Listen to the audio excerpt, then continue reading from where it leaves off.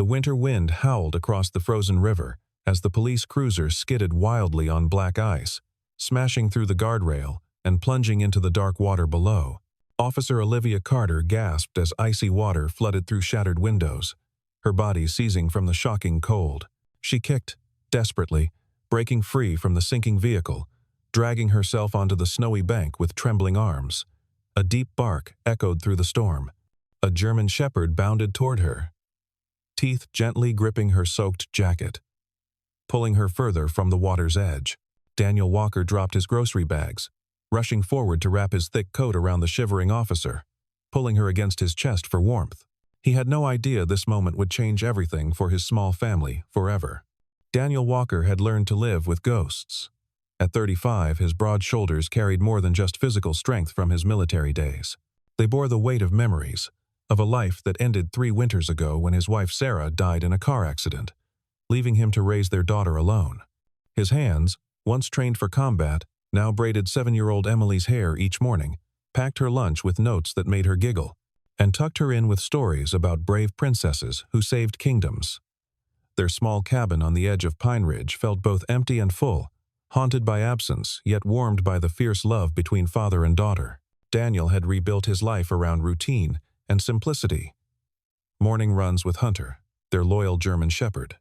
Breakfast at the worn wooden table, where Emily would chatter about school while sneaking bacon to the dog. His carpentry work in the garage, crafting furniture with the same precision he once applied to military operations. Evenings by the fireplace, Emily curled against him with a book, Hunter's head resting on their feet. He had become both mother and father, nurse and protector, his rough hands gentle when wiping away tears or applying band-aids to scraped knees. Emily Walker was sunshine in winter boots. At 7 years old, she possessed her mother's golden hair and her father's determined spirit. She wore a child-sized police costume more often than regular clothes, complete with a plastic badge she polished religiously. While other children played house or video games, Emily set up crime scenes with her stuffed animals, interrogating teddy bears with serious expressions that made Daniel hide his smiles behind coffee mugs. She understood loss in the way children do, through absence rather than presence. Mommy was in heaven, watching over them like a guardian angel. This truth lived alongside her belief in tooth fairies and Santa Claus, all part of the magical reality she inhabited. Emily filled their home with drawings of their family, always including her mother as an angel with enormous wings, hovering protectively above their heads. Hunter had been Sarah's dog first, a wedding gift Daniel had surprised her with 8 years ago. The German shepherd had grown from a clumsy puppy into a magnificent protector, 90 pounds of loyalty and intelligence. He seemed to understand the family's loss, becoming Emily's shadow after Sarah's death, sleeping outside her door, following her from room to room. His training as a search and rescue dog had been informal but effective, Daniel teaching him during their long hikes in the mountains. Hunter could find Emily anywhere, a game that started as fun but provided Daniel with deep comfort, knowing his daughter had such a devoted guardian. Officer Olivia Carter represented everything Daniel's quiet life was not. At 28, she blazed through the police force, with determination that impressed superiors and intimidated suspects. Her long brown-blonde hair was always pulled back in a professional bun, her hazel eyes sharp and assessing. She had joined law enforcement to make a difference, inspired by her father's stories of justice and protection. But Olivia carried her own ghosts. 6 months ago, her partner had died in an ambush during what should have been a routine drug bust. She blamed herself for missing the signs, for not insisting they wait for backup. The guilt had transformed her from cautious to reckless, pursuing dangerous leads alone, pushing boundaries that worried her captain. Her current investigation into police corruption had led her to Pine Ridge, following whispers of a high-ranking officer involved in drug trafficking. The attack on the bridge had been no accident. Pine Ridge existed in that peculiar space between small town and forgotten wilderness. Population 3,000, it boasted one main street, 2 traffic lights, and endless forests that stretched toward mountains. Winter transformed it into a postcard. Snow softening harsh edges, ice turning trees into crystal sculptures. The town moved at its own pace, resistant to change, suspicious of outsiders. Daniel had chosen it specifically for its isolation after Sarah's death, needing space to grieve without well-meaning intrusions. Here, people nodded hello but didn't pry. Respected boundaries while still helping when needed. The local diner knew his order. The hardware store extended credit without asking. And the school principal understood when Emily had difficult days. It was a place where a broken man could slowly piece himself together. Where a little girl could play in forests and feel safe. Where a dog could run free and wild. Daniel's strong arms carried Olivia through the swirling snow toward his cabin, her body shaking violently against his chest. Hunter led the way, looking back repeatedly as if checking they were following. The warm glow from the windows promised safety, and Daniel shouldered open the door, bringing winter and crisis into his carefully ordered world. He set her gently on the couch before the crackling fireplace, his movements efficient and careful. Emily appeared in the doorway, clutching her stuffed rabbit, eyes wide with concern and curiosity. She had been coloring at the kitchen table, but the commotion drew her like a magnet. "Daddy, is she hurt?" Emily whispered, approaching slowly. Her little face showed no fear, only fascination at seeing a real police officer up close. Olivia's eyes fluttered open, focusing on the child's worried expression. Despite her chattering teeth, she managed a weak smile that made Emily beam in return. Daniel returned with thick blankets and hot tea, his military training evident in how quickly he assessed and responded to the situation. He wrapped Olivia carefully, professionally, his touch respectful but thorough. "You're safe now," he said quietly, his deep voice carrying reassurance that came from experience with crisis. Olivia nodded, unable to speak through her shivering. Emily scooted closer, reaching out to touch the badge on Olivia's wet uniform with reverent fingers. "You're a real police officer," Emily breathed, awestruck. "A real lady police officer. I want to be just like you when I grow up." The innocent admiration in her voice seemed to reach through Olivia's shock, grounding her in the present moment. Hunter settled beside the couch, his watchful eyes never leaving Olivia's face, as if he had appointed himself her personal guardian. Daniel built up the fire while Emily peppered Olivia with questions she was still too cold to answer. How many bad guys had she caught? Did she have a police car with real sirens? Could she show Emily how to use handcuffs? Daniel gently redirected his daughter, suggesting she fetch more blankets from the closet, giving Olivia space to recover. When Emily scampered off, he knelt beside the couch, his expression serious. "That wasn't an accident, was it?" he asked quietly. Olivia's eyes widened, surprised by his perceptiveness.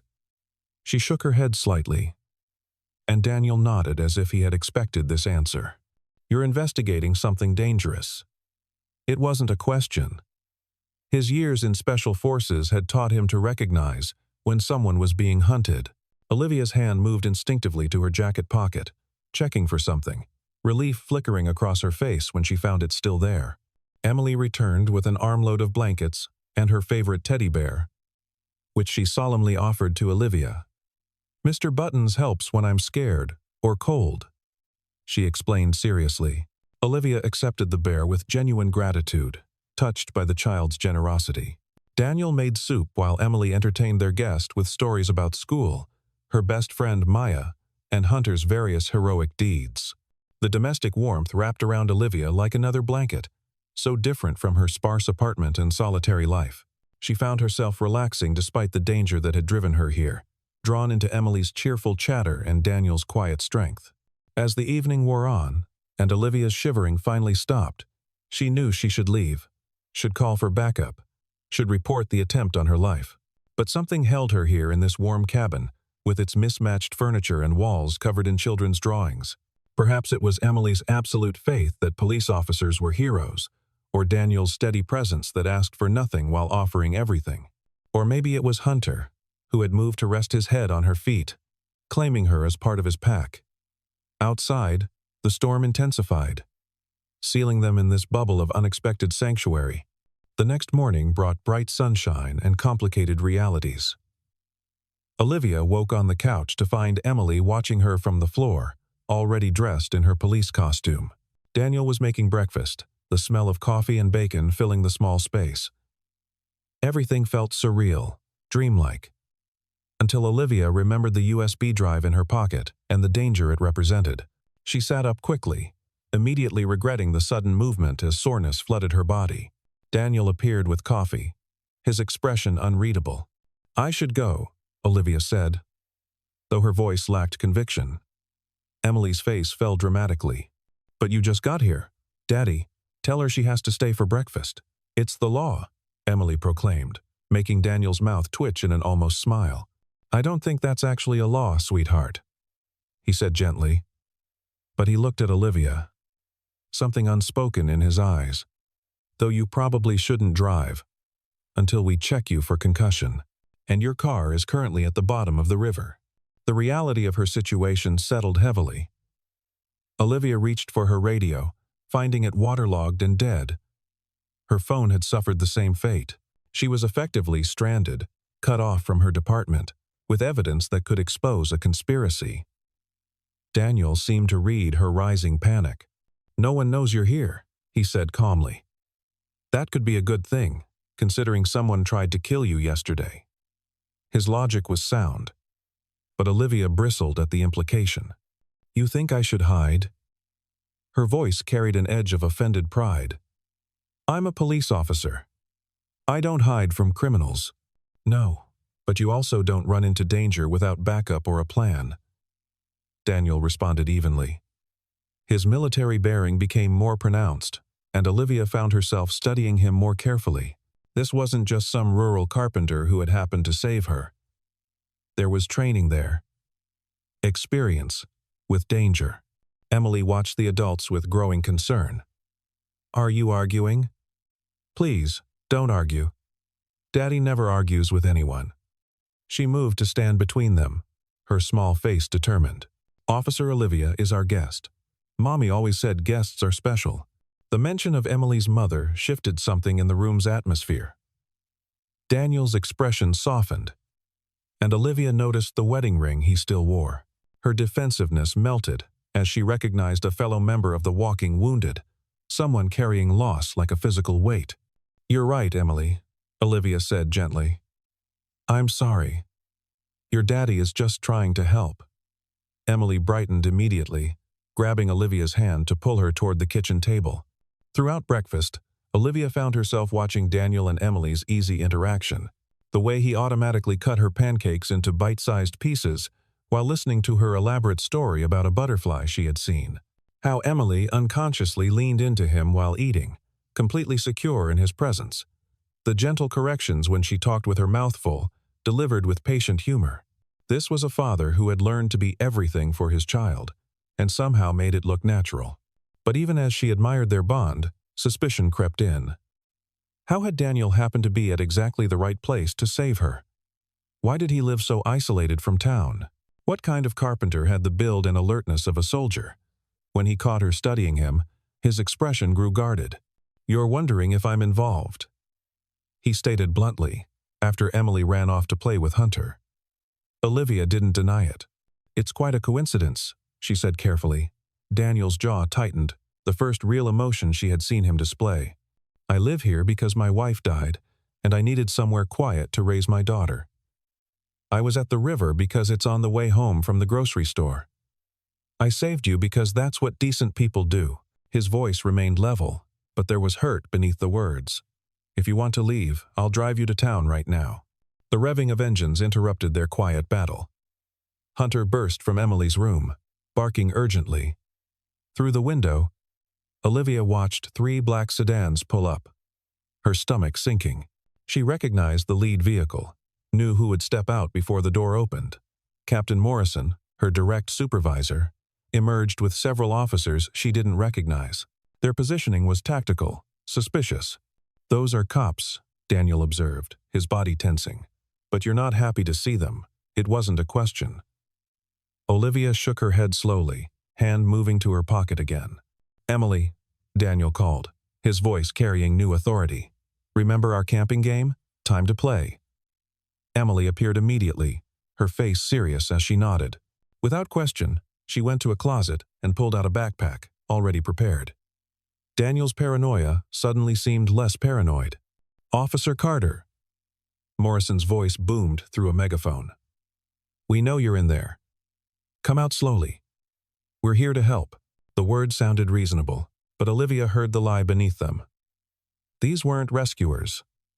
They were hunters. "Back door?" she asked Daniel quickly. He shook his head. "They'll have it covered." Military Tactics 101. He moved to a trunk beside the fireplace, pulling out items with practiced efficiency. But they don't know about the root cellar. Daniel lifted the rug near the kitchen, revealing a hidden trapdoor. Emily climbed down without hesitation, clearly familiar with this escape route. Hunter followed, then Olivia. Daniel came last, pulling the rug back in place as he descended. The cellar was more than a hiding spot. It was a tunnel that led to the forest behind the house. As they moved through the darkness, Olivia realized Daniel Walker was definitely more than he appeared. But right now, he might be the only person she could trust. They emerged in the dense forest as shouts erupted from the cabin. Daniel led them along paths invisible to Olivia's eyes, Emily riding on his shoulders while Hunter ranged ahead. Despite the danger, Emily remained calm, trained for this somehow. It broke Olivia's heart to think why a 7-year-old would need such training. They moved for an hour before Daniel stopped at what looked like a random cluster of rocks, but revealed another hidden shelter, this one stocked with supplies. "Who are you really?" Olivia demanded once they were safely inside. Daniel set Emily down, pulling out water and energy bars. "Sergeant Daniel Walker, retired. Special Forces," he answered simply. "I thought I had left all this behind when Sarah died." His eyes moved to Emily, who was sharing her energy bar with Hunter. "But old habits die hard. I prepare for worst-case scenarios. Why should I trust you?" Olivia pressed. Daniel met her gaze steadily. "Because my daughter thinks you're a hero, and I won't let her lose another person she admires." The raw honesty in his voice cut through her suspicion. "And because whoever wants you dead won't stop until they succeed. You need help, whether you want it or not." Olivia pulled out the USB drive, holding it up. "This contains evidence that Captain Morrison and half the command structure are running drugs through the department. They've been using police resources to eliminate competition, protect shipments." She laughed bitterly. "I thought I was being so careful, but they knew the whole time." "Daddy? Are those bad police?" Emily asked, her voice small. The idea that police could be bad clearly shook her worldview. Daniel pulled her close. "Sometimes people pretend to be good when they're not, baby. But Officer Olivia is trying to stop them. That makes her the real hero." Emily nodded solemnly, moving to sit beside Olivia. "Don't worry, Daddy can protect you. He protected lots of people before Mommy went to heaven. He has medals and everything." The simple faith in her voice moved something in Olivia's chest. "We need to get that evidence to someone trustworthy," Daniel said, already thinking tactically. "FBI would be best, but the nearest field office is 3 hours away. They'll have roadblocks by now." "I have a contact," Olivia said slowly. "Agent Sullivan. But my phone is dead, and going to any police station would be suicide." Daniel stood, moving to another supply cache. "I have a satellite phone. Untraceable." He handed it to her, then busied himself checking weapons he had stored. Real weapons, not hunting rifles. Olivia made her call while Daniel equipped himself with quiet efficiency. Emily watched everything with 2 knowing eyes. Night fell as they prepared to move. The plan was simple: get to the abandoned ranger station where Agent Sullivan would meet them. It should have been easy with Daniel's knowledge of the forest, but Morrison had brought in tracking dogs. The sound of barking grew closer as they navigated the dark woods. Hunter growled low, sensing the other dogs approaching. Daniel made a decision that went against every protective instinct. "Take Emily and go," he told Olivia, handing her his daughter's hand. "Hunter knows the way. I'll buy you time." Emily immediately protested, clinging to her father. "No, Daddy, you promised. You promised you would never leave me." Her desperate cries tore at both adults. Daniel knelt, cupping his daughter's face. "I'm not leaving, baby. I'm just going to slow them down, then I'll catch up. Officer Olivia will keep you safe." He looked at Olivia, trusting her with everything that mattered. Promise me. I promise, Olivia vowed, though the words felt like swallowing glass. She lifted Emily, who fought against her, reaching for Daniel. He kissed his daughter's forehead, whispered something in her ear that made her stop struggling, then melted into the darkness. The next 20 minutes were the longest of Olivia's life. Emily clung to her, silent tears soaking Olivia's shoulder while Hunter led them through the forest. Behind them, gunfire erupted, the sound making Emily flinch. But she didn't cry out. This child who had learned too young that sometimes silence meant survival. They reached the ranger station just as headlights appeared on the access road. Olivia's hand went to her weapon, then relaxed as she recognized Agent Sullivan's face. But her relief was short-lived. Daniel should have been here by now. We have to go back. Emily suddenly broke free, running toward the forest. Olivia caught her just as Daniel emerged from the tree line, limping but alive. Emily flew into his arms, and he held her tight, his eyes meeting Olivia's over his daughter's head. Blood seeped through a tear in his jacket. "Just a graze," he said before she could ask. Agent Sullivan quickly ushered them into an armored vehicle, teams of FBI agents spreading out to secure the area. As they drove away, Olivia found herself holding Daniel's hand. Emily seated between them. The little girl had one hand on Hunter's head and the other clutching both adults, as if she could keep them safe through sheer will.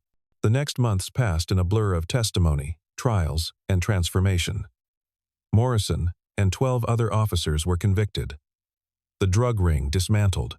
Olivia became the reluctant hero of a national news story, offered positions with federal agencies and big city departments. But she found herself returning to Pine Ridge, to the small cabin where a little girl waited in a police costume, to the man who had risked everything for a stranger.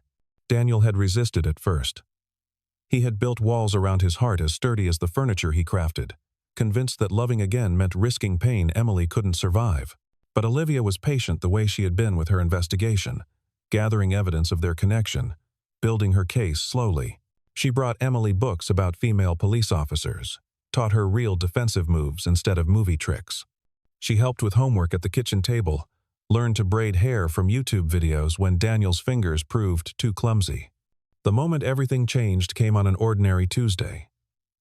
Emily had fallen at school, splitting her lip badly enough to need stitches. The hospital called Daniel, but he was on a construction site 2 hours away. They called Olivia next, listed as Emily's emergency contact. She had raced to the school, held Emily's hand through the stitches, sang silly songs to distract from the pain. When Daniel arrived, frantic with worry, he found them in the hospital cafeteria. Emily was showing off her stitches to anyone who would look while Olivia helped her eat ice cream. She was so brave, Olivia told him. And Emily beamed through her swollen lip. Olivia said I was tougher than any criminal she ever arrested, Emily announced proudly. Daniel looked between them, his daughter and this woman, who had somehow become essential to their lives. His walls didn't crumble, they simply dissolved, no longer needed. That night, after Emily was asleep, Daniel found Olivia on the porch, watching stars through the clear mountain air. Hunter lay at her feet, a position of complete acceptance. Daniel sat beside her, close enough that their shoulders touched. "Sarah would have liked you," he said quietly, the first time he had spoken his wife's name to anyone but Emily in years. "She always said I needed someone who could challenge me. I think I would have liked her too," Olivia replied softly. She raised an amazing man and loved an incredible little girl into existence. They sat in comfortable silence, no need for dramatic declarations. Love had grown between them like the forest around the cabin, patient and persistent, roots deep and branches reaching toward light. When Daniel finally kissed her, it felt like coming home after a long, difficult journey. Emily discovered them the next morning, curled together on the couch where Olivia had first recovered from the icy river. Instead of surprise, her face showed satisfaction, as if a plan had come together. "Does this mean Olivia can stay forever?" she asked hopefully. Daniel and Olivia exchanged glances, a whole conversation in a look. "Would you like that?" Daniel asked carefully. Emily nodded so enthusiastically that Hunter barked in alarm. "Yes." Then I would have a mommy who is also a police officer, which is way cooler than Maya's mom who just makes cupcakes. She paused, considering. Though maybe Olivia could learn to make cupcakes too. The domesticity that followed felt both foreign and natural. Olivia kept her apartment in town, but spent most nights at the cabin. She taught Emily to properly clean and maintain her toy handcuffs, helped Daniel repair the roof after a storm, learned Hunter's various barks and what they meant. The town watched with approval, as their wounded warrior and hero cop built something new from the ashes of their losses. There were challenges, of course, nightmares that woke one or both adults. Emily's moments of missing her mother, conflicting with her love for Olivia. Daniel's fear whenever Olivia went on duty. The echo of old loss. Olivia's struggle to balance career ambitions with this unexpected family, but they faced each challenge together, stronger for their individual scars. The photo that would later sit on their mantle was taken at the town's 4th of July picnic.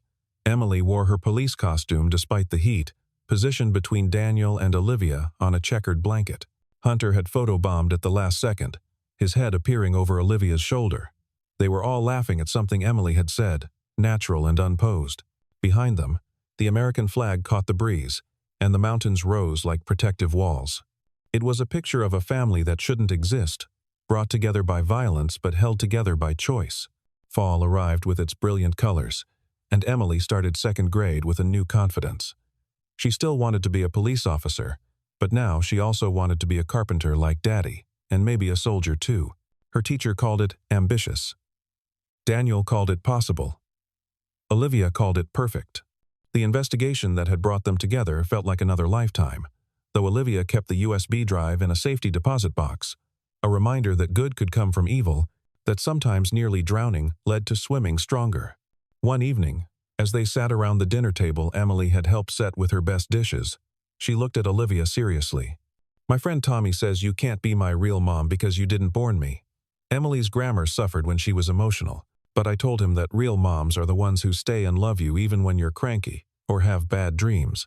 Olivia's eyes filled with tears. She didn't try to hide. "That's exactly right, sweetheart.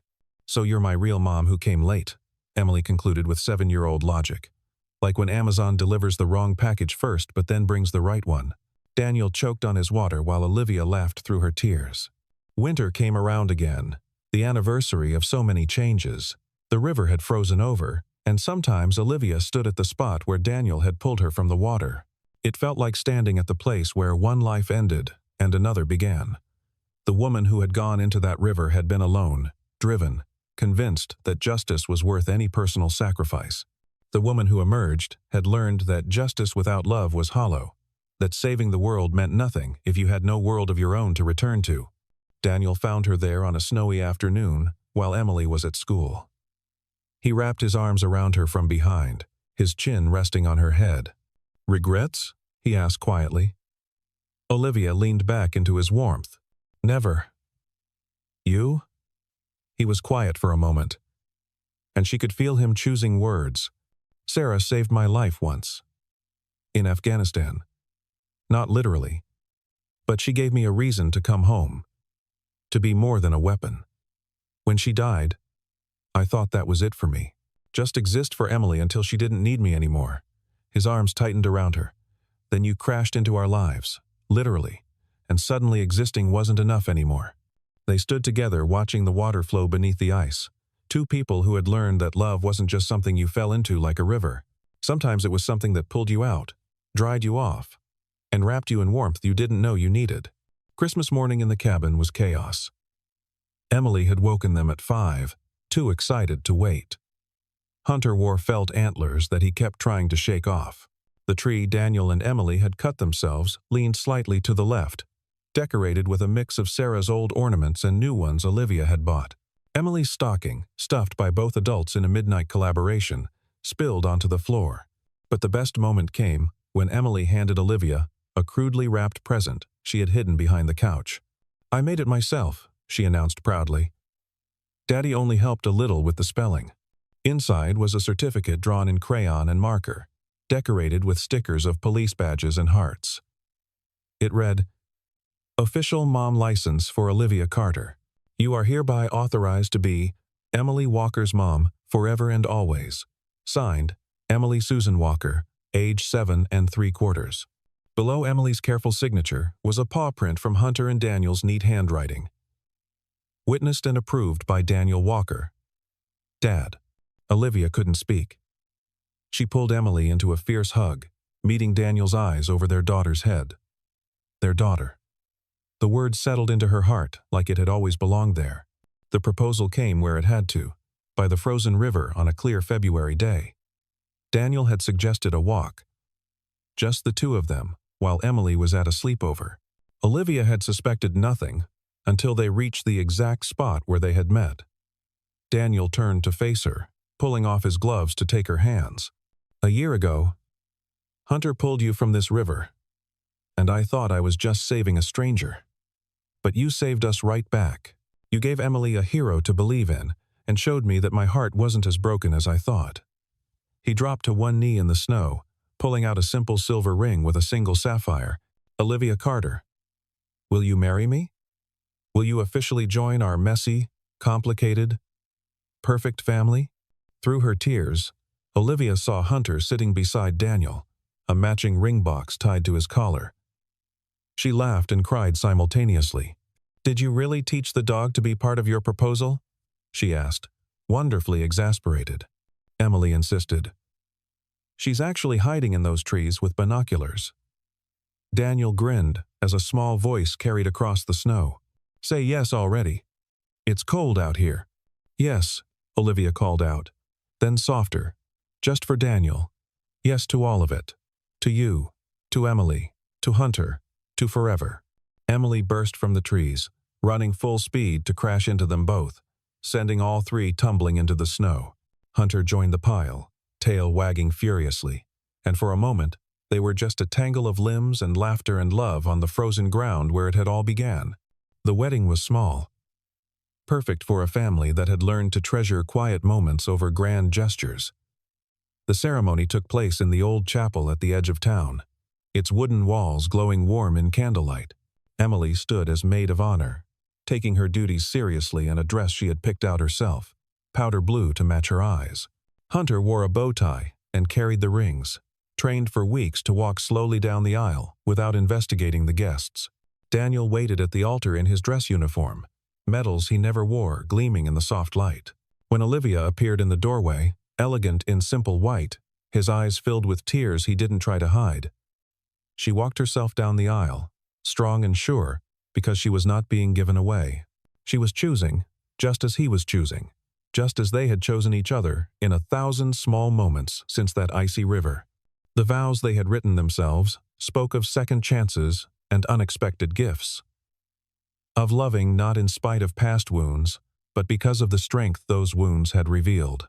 Emily stood between them, holding both their hands as they promised not just to love each other, but to honor the family they had already become. When the minister pronounced them husband and wife, Emily cheered so loudly that Hunter howled in response, and the solemn moment dissolved into laughter. Daniel kissed his bride while their daughter danced around them, and their dog wagged his tail hard enough to knock over a flower arrangement. The reception was held at the town diner, transformed with white lights and paper flowers Emily had made in art class. The wedding cake, slightly lopsided because Emily had insisted on helping, tasted perfect. Daniel's military friends mingled with Olivia's colleagues from the force, two worlds joining as naturally as their lives had merged. As the evening wound down, Olivia found herself outside for a moment of quiet. The stars were brilliant in the clear sky, and she could hear laughter from inside the diner. A hand touched her shoulder, and she turned to find Agent Sullivan, who had made the drive to attend. "You did good, Carter," he said simply. "Or should I say Walker now?" "Walker," she confirmed, loving how it sounded. "Olivia, Walker. That evidence you brought us changed everything. Saved a lot of lives.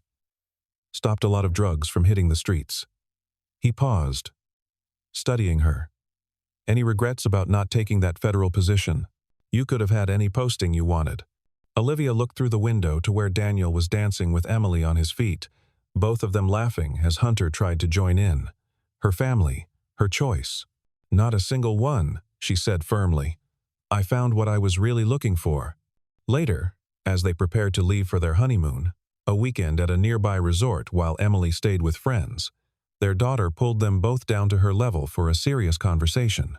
"Now that you're married, everything is official, right?" she asked. When they nodded, she continued, "So if someone asks, I can say I have a mom and dad? Not a dad and a stepmom, but a real mom?" "Absolutely," Olivia said, her voice thick with emotion. "I'm your real mom in every way that matters." Emily nodded, satisfied, then added with 7-year-old practicality, "Good.